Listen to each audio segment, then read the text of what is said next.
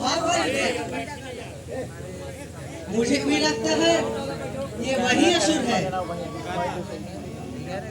जो ब्रह्मा जी से वरदान पाने के लालच में तपस्या कर रहा है।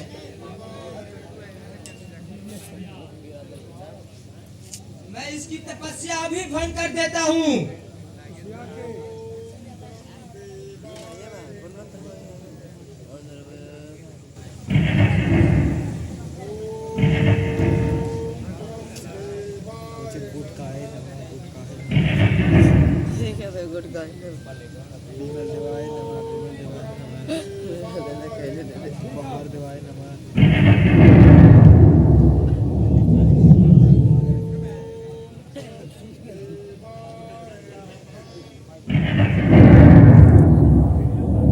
आखिर क्या बात है?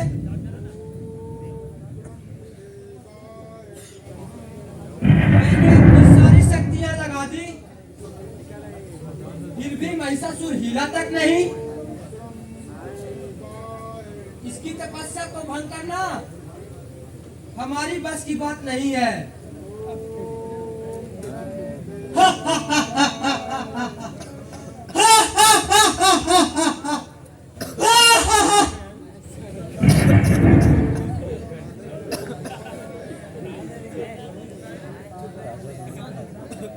इतनी कायरता वायुदेव,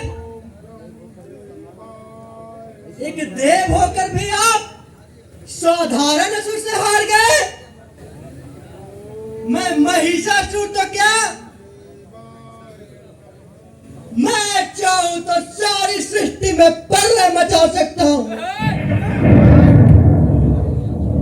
देखिए मैं इसका कैसे तपस्या भी भंग करता हूं। वायुदेव देखिए,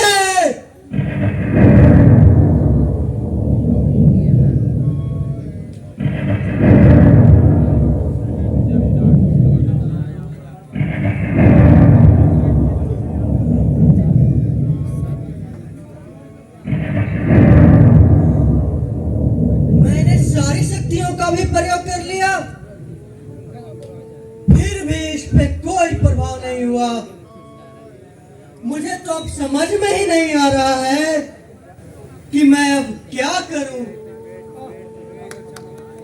अब हम लोग देवराज को अपना मुंह कैसे दिखाएंगे, क्या कहेंगे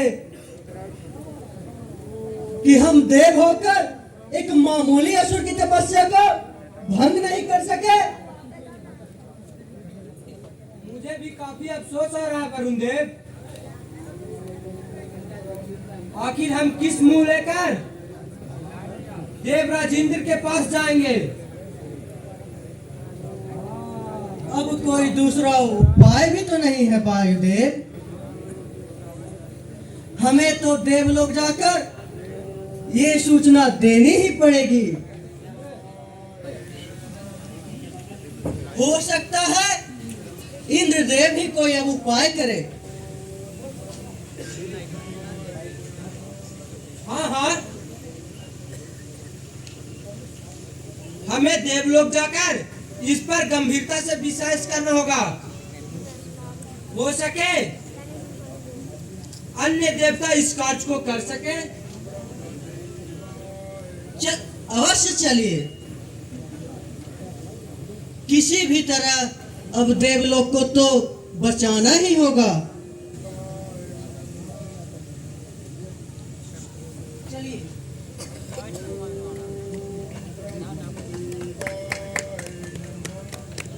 बंद हो ले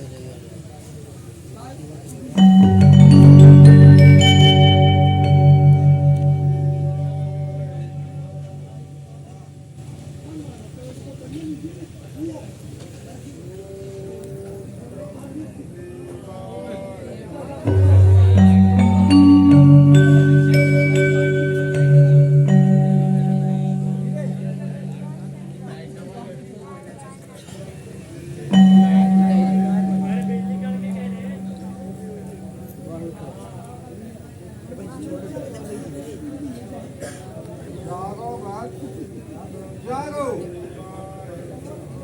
हम तुम्हारी तपस्या से अति प्रसन्न है।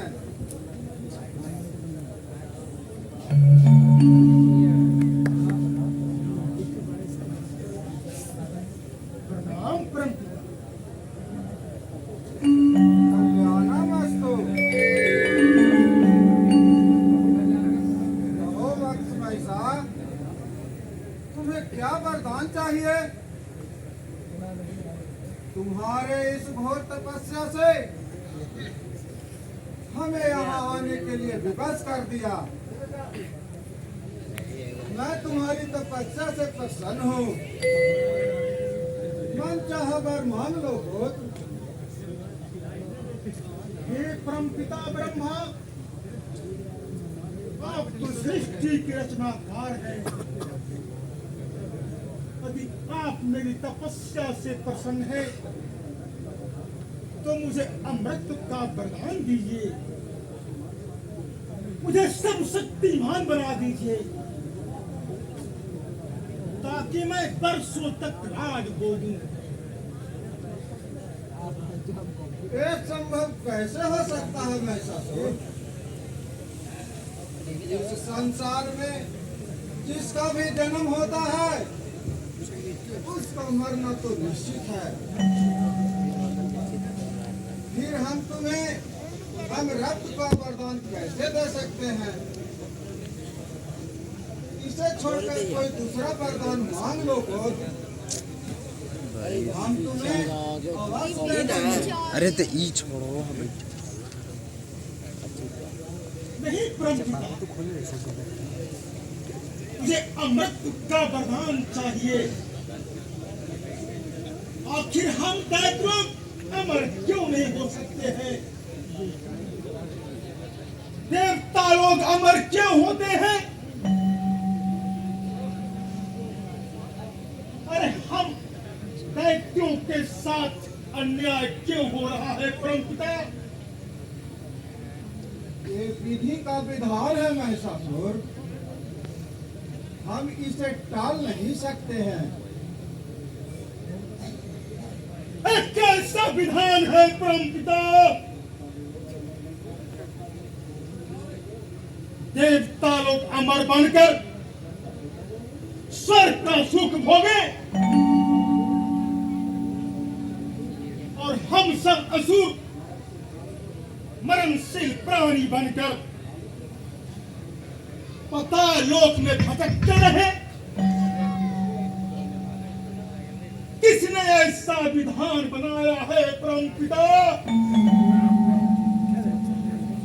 मैं इसे तोड़ डालूंगा। वो मायावी देवता लोग हमेशा से हम असुरों के साथ अन्याय करता आया है। समुद्र मंथन के बाद उससे निकले अमृत कलश को मायावी विष्णु ने हमसे छीन कर देवताओं को पिला दिया। क्या उस अमृत में असुरों का कोई अधिकार नहीं था? क्यों परमपिता, क्यों हम असुरों को वंचित रखा गया? शांत हो जाओ। इसी बातों को छोड़ दो। जो होने पे था वो तो हो गया। आखिर होने को कौन टाल सकता है? यदि होनी टल नहीं सकता है तो महिषासुर मन चाहा वरदान लिए बिना अपनी तपस्या से डेग नहीं सकता है। और तपस्या करूंगा, कठोर तपस्या करूंगा। अमृत का वरदान संभव नहीं है महिषा। ये वरदान देना हमारे बस की बात नहीं है। कोई दूसरा वर चाहम वर मांग लो। ठीक, तो ठीक है परम पिता, यदि आप हमें अमृत का वरदान नहीं दे सकते हैं तो फिर हमें ऐसा वरदान दीजिए जिसे संसार की सारी शक्तियां मेरे आगे घुटने टेक दे। देव, दानव, गंधर्व, किन्नर कोई हमें प्राप्त नहीं कर सके। मैं सर्वशक्तिमान कहलाऊं। एवं अस्तु, ऐसा ही होगा पुत्र। मैं तुम्हें वरदान देता हूं कि संसार में कोई देव, दानव या मानव तुम्हें मार नहीं सकता है। तुम्हारी मृत्यु एक कोई पुरुष से नहीं बल्कि एक नारी से होगी।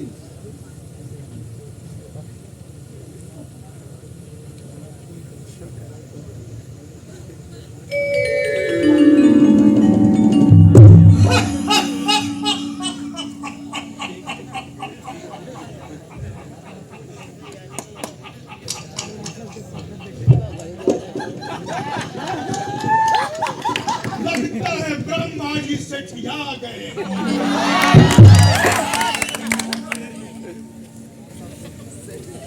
अरे भला, जिस व्यक्ति को संसार का कोई भी पुरुष, देव या दानव मार नहीं सकता है, भला एक नारी क्या मारेगी?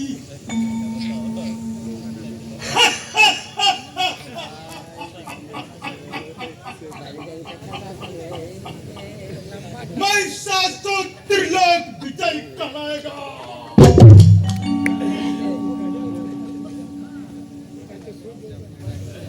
महिषासुर आज से सर्वशक्तिमान कहलाएगा।